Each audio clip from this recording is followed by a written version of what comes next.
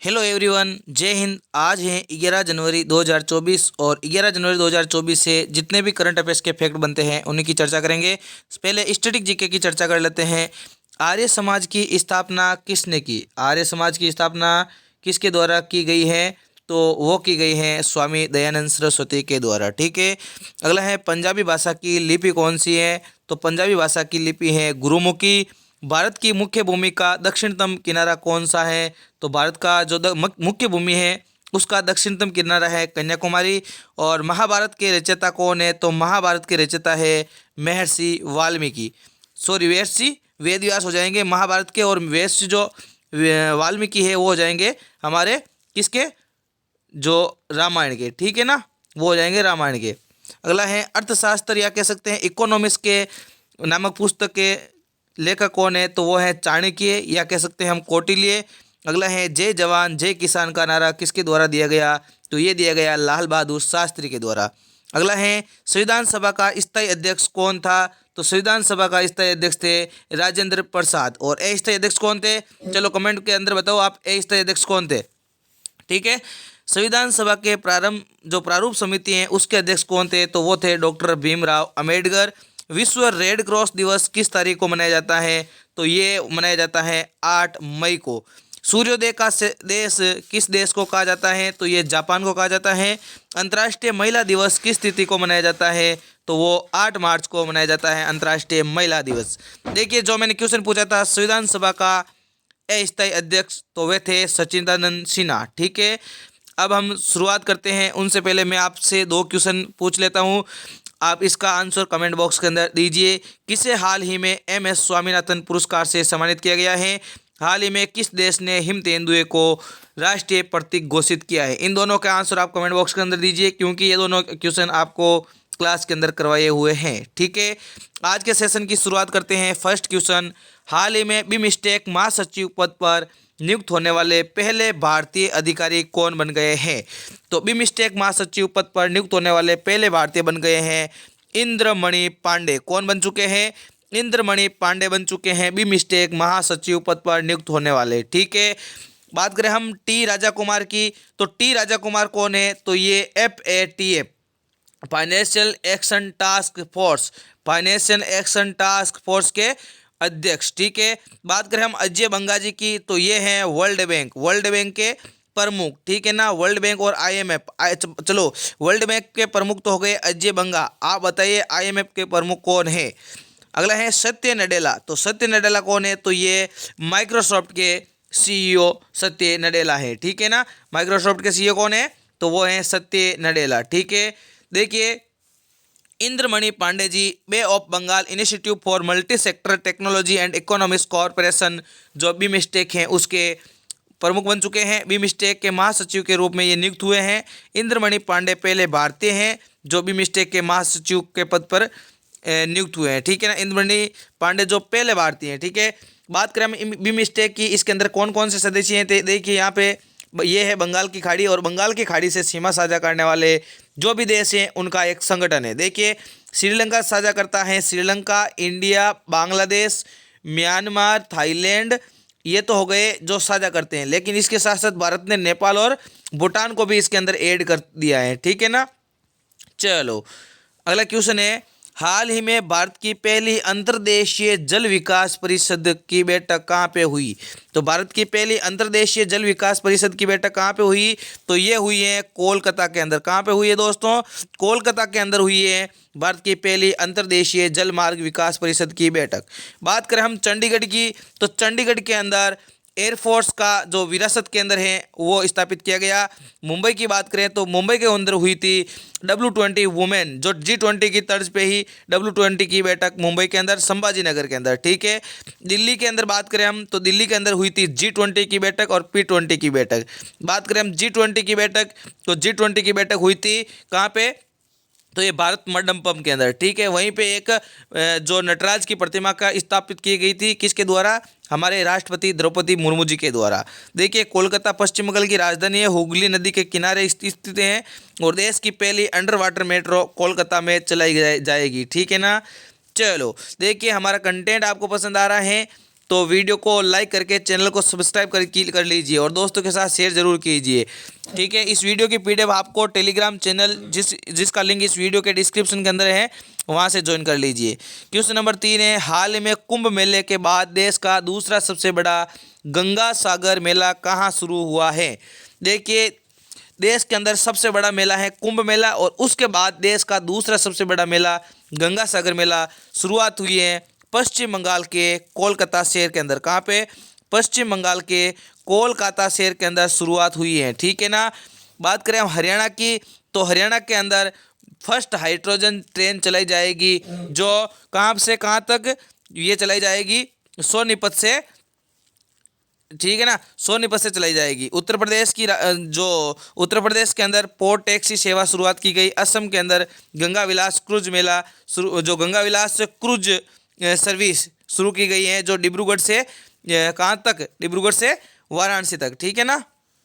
देखिए, गंगा सागर मेला भारत के पश्चिम बंगाल राज्य में सागर द्वीप पर मनाए जाने वाला एक धार्मिक त्यौहार है। गंगा सागर मेला भारत के कुंभ मेले के बाद भारत का दूसरा सबसे बड़ा मेला है। पश्चिम बंगाल की राजधानी कोलकाता, मुख्यमंत्री ममता बनर्जी, राज्यपाल CV आनंद बोस, लोकसभा सीटें 42, राज्यसभा सीटें 16, नेशनल पार्क है यहाँ पे सुंदरबन नेशनल पार्क और प्रमुख त्यौहार है दुर्गा पूजा। ठीक है ना। चलो अगला क्वेश्चन देखते हैं। Question number 4, vibrant Gujarat global summit के मुख्य अतिथि कौन थे। तो वाइब्रेंट गुजरात ग्लोबल समिट के मुख्य अतिथि थे Mohammed bin Zayed Al Nahyan. Option number D इसका करेक्ट आंसर हो जाएगा। देखिए, हम ऑप्शन के अंदर आया है जो बाइडन। तो जो बाइडन कौन है, तो ये USA के प्रेसिडेंट है। ठीक है। अब्दुल फतेह अल सीसी, तो ये मिस्र के राष्ट्रपति हैं और ये 2023 के गणतंत्र दिवस पर मुख्य अतिथि के रूप में आए थे। ठीक है। जॉर्जिया मेलोनी, तो ये हैं इटली की PM। ठीक है। प्रधानमंत्री नरेंद्र मोदी जी के द्वारा गांधीनगर के वाइब्रेंट गुजरात ग्लोबल समिट के 10वें संस्करण का उद्घाटन किया गया है। इस अवसर पर उन्होंने विश्वास जताया कि आने वाले वर्षों में भारत दुनिया की शीर्ष 3 अर्थव्यवस्था में से एक होगा। UAE के राष्ट्रपति Mohammad bin Zayed Al Nahyan इस कार्यक्रम के मुख्य अतिथि होंगे। ठीक है। चलो क्वेश्चन नंबर 5 की चर्चा करते हैं। 27वें राष्ट्रीय युवा महोत्सव का आयोजन किस शहर में किया जाएगा।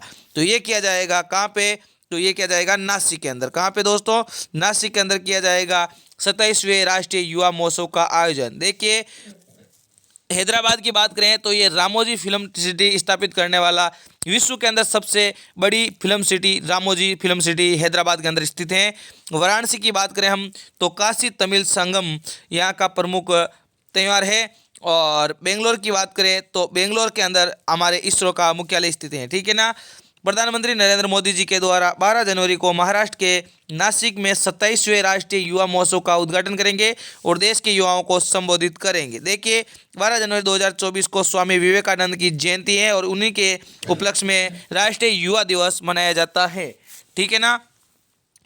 अगला क्वेश्चन लेते हैं। क्वेश्चन नंबर 6, फ्रांस के नए प्रधानमंत्री के रूप में किसे नामित किया गया। तो फ्रांस के पहले गे प्रधानमंत्री बने हैं गैब्रियल अटाल। कौन बन चुके हैं, गैब्रियल अटाल बन चुके हैं। कमला हैरिस की बात करें तो कमला हैरिस कौन है, तो ये USA की वाइस प्रेसिडेंट। ठीक है ना। और एमिलियन मैक्रोन कौन है, तो ये हैं फ्रांस के क्या राष्ट्रपति, फ्रांस के राष्ट्रपति हैं। ठीक है ना। प्रधानमंत्री कौन हो जाएंगे, गैब्रियल अटाल, और राष्ट्रपति हो जाएंगे हमारे एमिलियन मैक्रोन। ठीक है। जो हमारे 2024 के गणतंत्र दिवस के मुख्य अतिथि के रूप में आएंगे। ठीक है ना।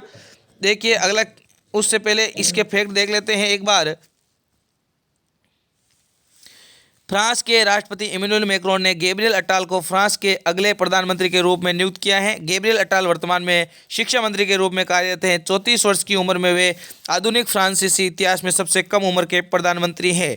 फ्रांस की राजधानी पेरिस जो सीन नदी के किनारे स्थित है, मुद्रा है यूरो, राष्ट्रपति है इमैनुअल मैक्रोन। ठीक है।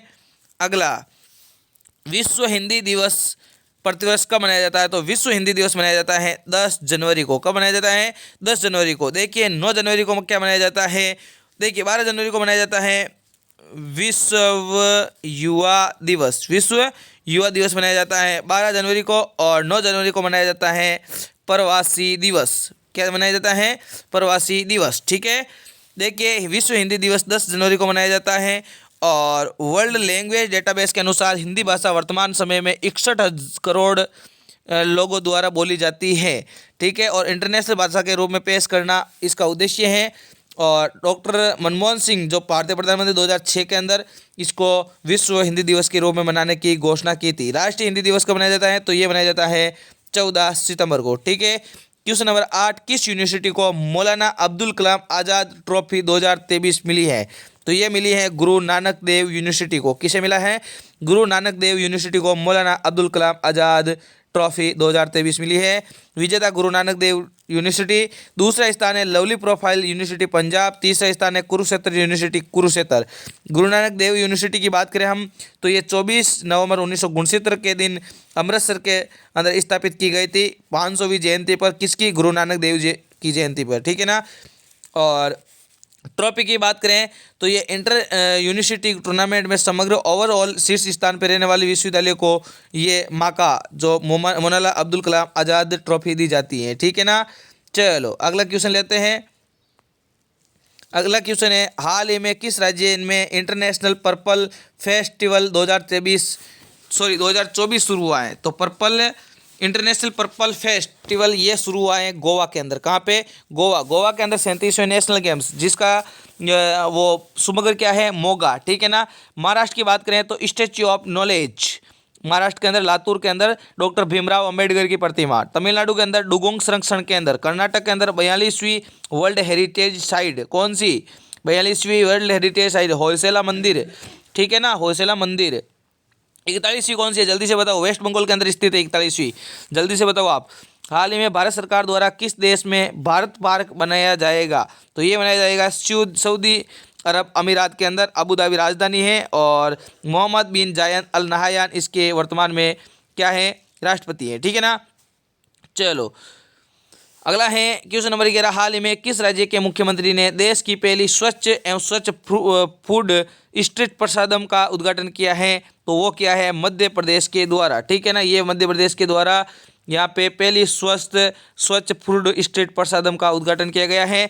और जो मध्य प्रदेश राज्य सरकार के मुख्यमंत्री डॉक्टर मोहन यादव के द्वारा ये उद्घाटन किया गया है।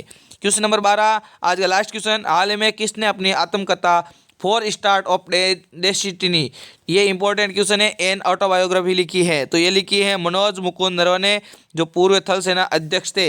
ठीक है ना। देखिए अब रिवीजन कर लेते हैं लास्ट क्लास का जो कल हमने क्लास ली थी 10 जनवरी के दिन, उसकी रिवीजन कर लेते हैं ताकि आपको याददाश्त बना रहे। ठीक है। बांग्लादेश आम चुनाव में किस नेता की पार्टी ने लगातार चौथी बार जीत हासिल की है? तो ये हो जाएगी शेख हसीना की पार्टी आवामी लीग। प्रेरणा कार्यक्रम किसके द्वारा शुरू किया गया है? तो ये किया गया है शिक्षा मंत्रालय के द्वारा। प्रवासी भारतीय दिवस कब मनाया जाता है? तो 9 जनवरी को। इंडियन ओलंपिक एसोसिएशन के नए CEO रघुराम अय्यर बन गए हैं। गोल्डन ग्लोब्स 2024 समारोह में सर्वश्रेष्ठ फिल्म का अवार्ड मिला है ओपनहाइमर को। और चंदूरी महोत्सव किस राज्य में स्थित है? तो ये असम के अंदर। मोहम्मद शमी सहित कितने खिलाड़ियों को अर्जुन अवार्ड दिया गया है? तो 26 को। 19वां गुट निरपेक्ष आंदोलन शिखर सम्मेलन 2024 का आयोजन कंपाला युगांडा के अंदर। किस बैडमिंटन खिलाड़ी को मेजर ध्यानचंद खेल रत्न अवार्ड से सम्मानित किया गया? तो चिराग शेट्टी और सात्विक साईराज रेंकी वर्ष 2023 में भारत में बाघों की मृत्यु के मामले में शीर्ष स्थान पे है महाराष्ट्र। तो आज के लिए बस इतना ही। Thank you. जय हिंद, जय भारत। देखिए सपोर्ट बनाए रखें और वीडियो को ज़्यादा से ज़्यादा शेयर कीजिए, लाइक कीजिए और हमारे मोटिवेशन के लिए कमेंट जरूर कीजिए। जो आपको मैंने सबसे पहले 2 क्वेश्चन दिए थे उनका आंसर भी कमेंट बॉक्स के अंदर करना है। चैनल पे नए हैं तो चैनल को सब्सक्राइब करना है। Thank you. जय हिंद, जय भारत।